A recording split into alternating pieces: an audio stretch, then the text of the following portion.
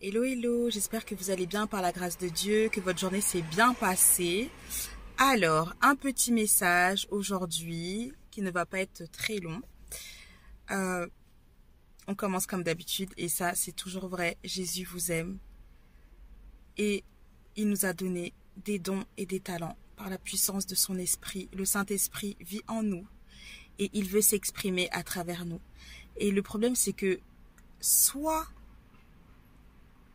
des chrétiens ne le connaissent pas. Moi, ça a été mon cas pendant de nombreuses années.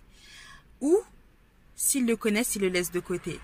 Vous savez, Dieu nous a donné son esprit pour qu'il puisse venir habiter en nous. Déjà, premièrement. Mais est-ce qu'on lui laisse sa place? Est-ce qu'on lui parle? C'est une personne. Il parle, il a des sentiments, il a des émotions. Et c'est lui qui nous révèle les choses sur notre destinée, notre appel, notre journée. Il nous parle par des visions, il nous parle par des songes. Les personnes qui veulent tellement, qui ont tellement soif du prophétique, mais c'est lui. Le Saint-Esprit, il est la clé du surnaturel. Mais malheureusement, c'est qu'on le laisse tellement à l'écart. Ou sinon, on va le solliciter si, par exemple, on sait qu'on va faire un service. Ça n'a pas trop de sens. Vous imaginez, en fait, si quelqu'un venait vous voir juste parce qu'il avait besoin de quelque chose de votre part. Non, le Saint-Esprit, c'est une personne. Et il est l'esprit de Jésus, il est l'esprit d'El Shaddai. C'est lui qui sonde les reins et les cœurs, mais il est Dieu. Mais c'est une personne. Et vous savez, connaître le Saint-Esprit, c'est tellement un cadeau. Et il n'y a pas longtemps, je me suis rendu compte en fait de la raison pour laquelle, lorsque David avait péché, la raison pour laquelle est-ce qu'il disait « Ne me retire pas ton Esprit Saint ». En gros, hein, tout mais sauf ça. Ok, j'ai péché, mais pas ça. Ne me retire pas ton Esprit Saint. Parce qu'en fait, David, il avait une relation d'intimité. Il était intime de Dieu. Il était son ami. Dieu était son meilleur ami. Vous imaginez, ça veut dire que tous les jours, il lui parlait. Lorsqu'il écrivait des cantiques, des psaumes, des poèmes, même lorsqu'il exerçait de toute façon son travail de son, comment dire, en tant que roi sur Israël, lorsqu'il allait au combat, avant d'aller au combat, il demandait, Seigneur, est-ce que je monterai par exemple contre les Philistins? Oui ou non? Est-ce qu'on aura la victoire? Oui ou non? Donc ça veut dire qu'ils étaient comme ça, un. Et donc, du coup, voilà la raison pourquoi il s'est dit, mais attends, si Seigneur, tu me retires ton Esprit Saint, je suis fini. Je vais devenir quoi? En fait, vous imaginez, le Saint-Esprit, on peut lui parler H24, à chaque instant. Tu es au travail, tu es dans les transports, tu t'occupes de ton enfant. Il peut te révéler beaucoup de choses sur toi, sur ton avenir, sur les personnes qui t'entourent, sur le territoire dans lequel tu es. Franchement, on gagnerait tellement plus de connaître le Saint-Esprit. C'est tellement... Non, franchement, c'est Dieu. Il n'y a même pas de mots pour le qualifier. C'est lui qui nous donne la joie. Une joie qui est au-dessus de toute joie. Une paix qui est au-delà de toute joie.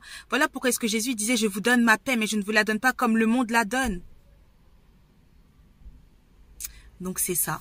Soyez des amis du Saint-Esprit. Cherchez-le, parlez-lui. Parlez-lui. La dernière fois, il y avait eu... ouais, on peut dire une sorte de débat. Avec un frère en Christ, voilà, il expliquait que les prophéties c'était terminé, que les prophètes, les pasteurs, tout ça. J'ai dit, oh Seigneur, vous voyez, quand on n'a pas la révélation de Dieu, oui c'est vrai, on lit la Bible, mais on la comprend pas. C'est pas parce que Paul disait les prophéties prendront fin qu'elles ont pris fin. C'est pas maintenant. Vous voyez un peu? Mais si on avait eu vraiment la révélation de qui est Dieu. Si Dieu te parlait, toi-même, est-ce que tu allais même dire ça? T'allais jamais dire ça? Et en plus, lui, le pire, c'est qu'il a un appel. Donc, je sais, il a un appel. Donc, on verra, hein. C'est ça aussi, ce sera des mea culpa. Il dira, voilà, comme nous, hein. Voilà, il dira ça. C'est vrai que quand j'avais lu la parole, je m'étais rendu compte que, c'était pas ça. Et lorsque j'ai fait ma rencontre avec le Saint-Esprit, tout a changé dans ma vie, etc. Je sais qu'il passera par là. Parce que lui-même, c'est un prophète. Vous imaginez un peu? Chaque chose en son temps. Mais en tout cas, que Dieu nous ouvre les yeux, que Dieu nous aide, mais que vraiment nous puissions le chercher. Dieu dit que celui qui cherche trouve. Et si l'on cherche Dieu, il se laissera trouver. Il se laissera trouver. Il n'attend que ça que de se révéler aux hommes. Notre Dieu est la parole. Il aime parler, il aime révéler les choses. C'est pour ça qu'il disait à Jérémie, Mais demande-moi, invoque-moi, et je te révélerai des choses cachées, des grandes choses que tu ne connais pas. Qu'est-ce que c'est un plaisir d'entendre Dieu nous parler, d'entendre Dieu nous dire à quel point il nous aime, à quel point il veut nous faire du bien, à quel point il a des projets de paix et non de malheur, des projets de bonheur et non de malheur. Franchement, c'est vraiment connaître Dieu là, dans l'intimité, c'est une dinguerie. C'est une dinguerie. T'arrives dans un endroit, il va dire voilà, telle personne c'est ça, ça, ça. Tu vas rencontrer une personne, pendant que la personne te parle, des paroles de connaissance vont sortir, des paroles de sagesse vont sortir. Tout ça, c'est le Saint-Esprit. En fait, le Saint-Esprit, il est la clé du surnaturel. Ça veut dire que lorsque tu lis ta Bible et que tu te rends compte que, c'est pas du tout ma vie. C'est ça. Où sont passés les miracles? Où sont passés les prodiges? Où sont passés les guérisons? Les vies transformées, les vies changées totalement du tout à coup. C'est avec le Saint-Esprit. Donc, si on lit le livre des Actes, oui. Voilà pourquoi la raison pour laquelle parfois on a du mal aussi à parler de Jésus autour de nous. C'est difficile. Mais si on reçoit le revêtement, voilà. Donc le revêtement, c'est le Saint-Esprit qui nous le donne. C'est Dieu. Donc soyez des intimes de Dieu, qu'il puisse être votre meilleur ami, que vous puissiez l'entendre vous parler. C'est lui qui va vous donner des mélodies nouvelles, des cantiques qui ne sont jamais sortis d'ici. C'est lui qui va vous savez, il peut même vous faire monter dans les cieux. Combien de nos frères et sœurs ont visité les cieux? Oui, pourquoi pas? Il est notre Père, il est notre Père. Lui, là, il veut pas que quand on va monter au ciel, qu'on soit dépassé, qu'on se dise, ouais, c'est comme ça. Non, il veut nous montrer certaines choses. Il veut se révéler à nous. Dieu a toujours voulu avoir une relation avec ses créatures. Alors, qui plus est si tu es un fils de Dieu, une fille de l'Éternel. Donc voilà, cherchez Dieu et il se laissera trouver par vous. Recherchez-le, parlez-lui, vous allez voir. Voilà pourquoi on dit que c'est un gentleman. Il ne va jamais s'imposer. Mais c'est lui qui va vous guider, qui va vous transformer, qui va rendre les choses plus simples. Et quand tu pleureras dans ses bras. Ce sera lui qui sera là à te parler, à te donner des cantiques, à chanter même dans ton cœur, à te dire ne t'en fais pas mon enfant, je suis à tes côtés, ne t'en fais pas, c'est une mauvaise saison, mais ce qui arrive derrière c'est Canaan. Il n'y a que lui qui peut nous parler comme ça. On est ses enfants. Il nous aime tellement, tellement, tellement.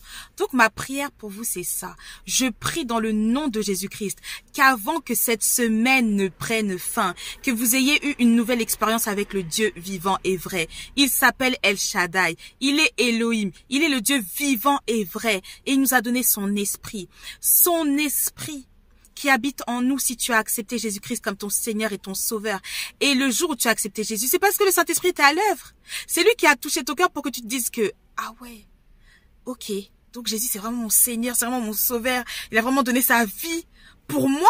C'est ça. Et c'est ce qu'on appelle l'appel efficace. Pourquoi parmi des centaines de personnes, peut-être qu'il y a une poignée de personnes qui ont donné leur vie à Christ? Parce qu'il s'est passé quelque chose en eux. Le Saint-Esprit, c'est la clé du surnaturel. Que vraiment vous ne laissiez pas passer cette semaine-là sans parler au Saint-Esprit. De la même manière où on arrive à parler à Jésus, on arrive à parler à notre Père. Parce que Jésus, c'est vrai, Jésus, il a présenté le Père. Il a dit, celui qui m'a vu a vu le Père. Mais ensuite, il a dit quoi? Le Père nous enverra le Saint-Esprit, un autre consolateur. Oh, un autre consolateur? Donc comme toi? Mais moi, je ne le connais pas. Saint-Esprit, dis-moi qui tu es. J'ai entendu parler de toi. J'ai entendu dire que tu étais Dieu. J'ai entendu dire que tu étais l'Esprit de Dieu. Que tu avais un corps, comme Jésus, un corps glorieux. Que tu as des émotions. Que tu donnes la puissance. Que c'est toi qui te révèle à nous.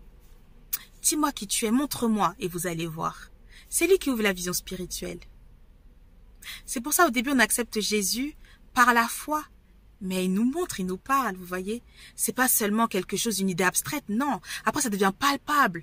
Il y a tellement de choses, le toucher de Dieu, sa voix, son amour, la parole, la manière dont il va nous expliquer la parole, la manière dont il va nous enseigner. C'est l'enseignant par excellence. C'est lui. Donc vraiment, voilà. Que Dieu vous bénisse. Cherchez-le Saint-Esprit. Parlez-lui. Si vous regardez, vous savez, hein, les grands prédicateurs, là. Comme ça avec le Saint-Esprit. Ils l'ont cherché. Et ils l'ont trouvé. Et ils ont marché avec lui. Ceux qui agissent dans la puissance, là, comme ça, où tu dis, oh, comment il fait? C'est le Saint-Esprit. Voilà. Que Dieu vous bénisse. Très bonne soirée à vous. Et à très vite. Bye.